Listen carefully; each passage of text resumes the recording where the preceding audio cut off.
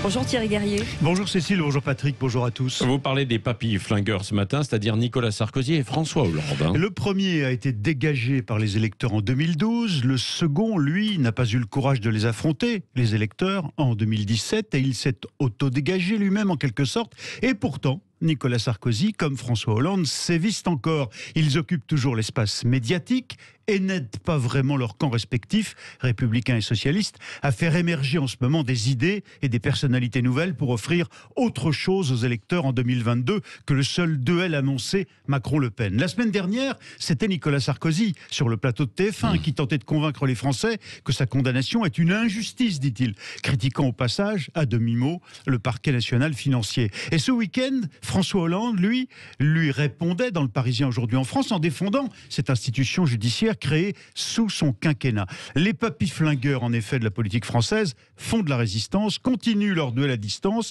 ce qui ne peut que conforter, finalement, le président de la République et sa première opposante dans les sondages. Oui, Sarkozy et Hollande, vous ne croyez pas plutôt que c'est leur champ du signe politique, leur dernier tour de piste auquel on assiste en ce moment, Thierry? Oui, alors vous avez raison Patrick, leurs chances de revenir en 2022 sont maintenant nulles, mais tous les deux y ont cru encore récemment, voire y croient peut-être encore. On sait désormais que Christian Jacob, le patron des Républicains, avait un plan. Il avait l'intention de jouer Sarkozy le retour à la rentrée de septembre en l'absence d'une véritable figure qui se serait imposée à droite d'ici là. L'ancien président lui-même croyait encore il y a quelques semaines pouvoir être un recours en 2022. La justice a douché ses plans et cette stratégie. Du coup, Nicolas Sarkozy réfléchit maintenant peut-être à soutenir Emmanuel Macron. Vous voyez, en attendant, la droite n'a ni candidat, ni programme pour les présidentielles, et deux de ses figures les plus prometteuses, Xavier Bertrand et Valérie Pécresse, sont en roue libre et jouent sans leur propre parti. Et du côté des héritiers de François Hollande, alors?